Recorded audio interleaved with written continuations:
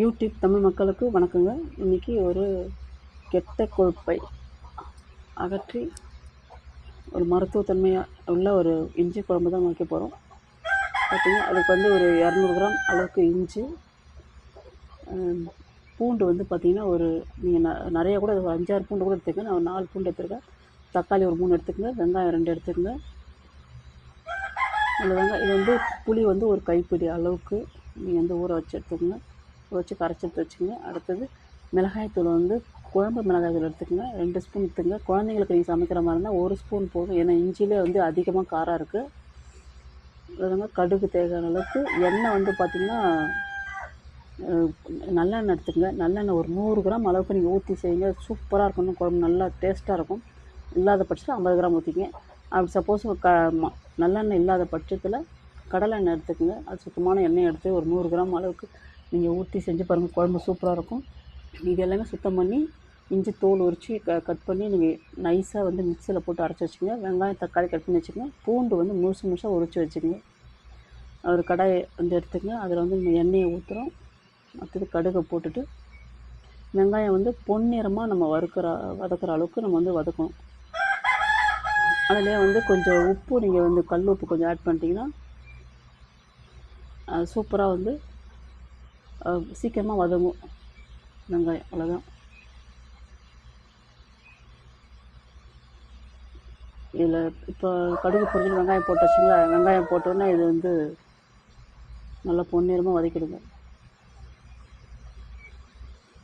இந்த இஞ்சி குழம்பு நீங்கள் முடிஞ்ச வரல ஒரு 3 மாதத்துக்கு ஒரு முறையாச்சும் நீங்கள் வந்து தொடர்ச்சியாக ஒரு 2 டேஸ் இன்றைக்கி வைக்கிறோமா அது மறுநாள் அந்த குழம்பு மீறாமல் இருக்காது. அதனால் 2 நாள் தொடர்ச்சியாக ஒரு 3 மாதம் ஒரு முறை 2 நாள் தொடர்ச்சியாக நீங்கள் இது சாப்பிடும்போது நிறைய அந்த வாயு பிடிப்பு இல்லை இந்த சுகரோட லெவல் கரெக்டாக இருக்கும். அடுத்து வந்து பார்த்திங்கன்னா இந்த ஒரு நிமிஷம் வெங்காயம் வதங்கினோடனே நீங்கள் வந்து தக்காளியை வந்து அதில் ஆட் பண்ணலாம். தக்காளி கூட நீங்கள் பூண்டையும் போட்டுடலாம். அது சும்மா ஒரு 2 வதக்கினோடனே உடனே நீங்கள் இஞ்சி மட்டும் அரைச்சி வச்சுருக்கீங்களா, அந்த பேஸ்ட்டை போட்டு நம்ம வந்து வதக்கணும். அதாவது அடி பிடிக்குதுன்னா நீங்கள் அடி பிடிக்காத அளவுக்கு தொழவி நீங்கள் வந்து அதை வதக்கணும். எண்ணெய் தளரம் வந்து அந்த அளவுக்கு பிடிக்காது. அதுமாரி வதக்கி எடுத்துக்கங்க. அதுமாதிரி 2 மாதத்துக்கு ஒரு முறை நீங்கள் வந்து 3 மாதத்துக்கு ஒரு முறை நீங்கள் வந்து இஞ்சி குழம்பு வச்சு நீங்கள் சாப்பிடுங்க.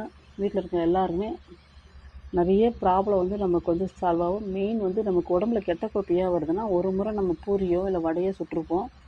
அந்த எண்ணெய் திரும்ப ரீயூஸ் பண்ணும்போது இல்லை நமக்கு கெட்ட கொழுப்பாக மாறும்.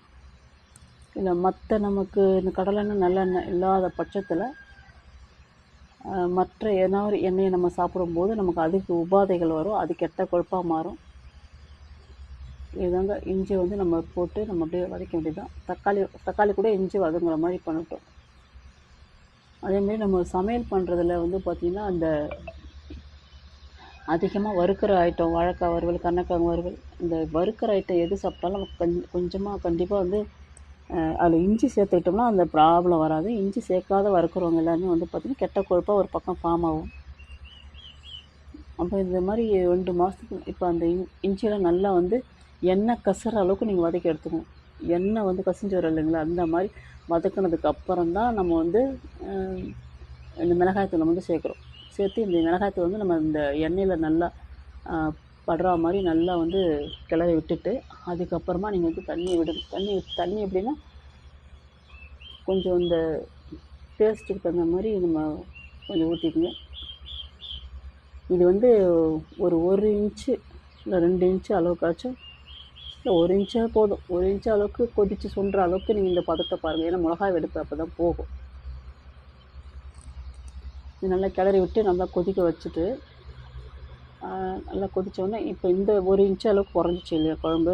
இப்போ வந்து நம்ம திரும்ப இந்த புளியை இப்போ தான் ஆட் பண்ணுறோம். புளியை வந்து முன்னாடியே ஊற்றிடாதீங்க. ஏன்னா சல்லுன்னு ஒரு டேஸ்ட் வரும். இந்த மிளகாய்த்தூள் வெடிப்பு போனதுக்கப்புறம் புளியை ஊற்றி இப்போ இதுவும் திரும்ப வந்து இதில் 1 இன்ச்சு இல்லை 2 இன்ச்சு கொதித்து அதை கம்மியாகிற அளவுக்கு நீங்கள் கொதிக்க விட்டாலே போதும். கட்டியாக திக்னஸாக நல்லா வந்துடும். மெயினாக இந்த குழம்பு வந்து பார்த்திங்கன்னா சுட சாதம் வடித்து இந்த குழம்பு கொதித்தோடனே அதில் இது கருவேப்பிலை கொத்தமல்லி போட்டு நம்ம வந்து சாப்பிட்டுக்க வேண்டியதான். இந்த குழம்பு சூடான சாதத்தை கூட ஊற்றி எந்த சைட் டிஷ்ஷும் வேணாங்க. ஏன்னா மருந்து குழம்பு மாதிரி தான், சைட் டிஷ்ஷே வேணாம். அப்படியே நீங்கள் ஊற்றி சுட சாப்பிட்டு பாருங்கள். வேர்த்து ஊற்றி நம்ம கெட்ட கொழுப்பு எல்லாமே கரைஞ்சிரும். இந்த வீடியோ பிடிச்சிருந்தா லைக் பண்ணுங்கள். சூப்பரான குழம்பு சாப்பிட்டு பார்த்தாங்க நான் வீடியோ பேசுகிறேன். லைக் பண்ணுங்கள், கமெண்ட் பண்ணுங்கள், சப்ஸ்கிரைப் பண்ணுங்கள். பெல் பட்டன் ஐக்கான் நமக்கு நான் போடுற வீடியோஸ் நல்லா வரும். இன்னும் ஒரு அதாவது நல்ல ஒரு வீடியோஸாக உங்களுக்கு பிரயோஜனம் இருக்கிற மாதிரி ஒரு வீடியோஸை நான் கொடுக்குறேன். நீங்கள் தொடர்ந்து என்னோடய சேனலை நீங்கள் வந்து வாட்ச் பண்ணுங்கள். இந்த உணவுக்கு பிள்ளைகளுக்கு காரத்தை குறைச்சிக்கங்க, அவ்வளோதான். பிடிச்சிருந்தா இந்த வீடியோ லைக் பண்ணுங்கள். நன்றி.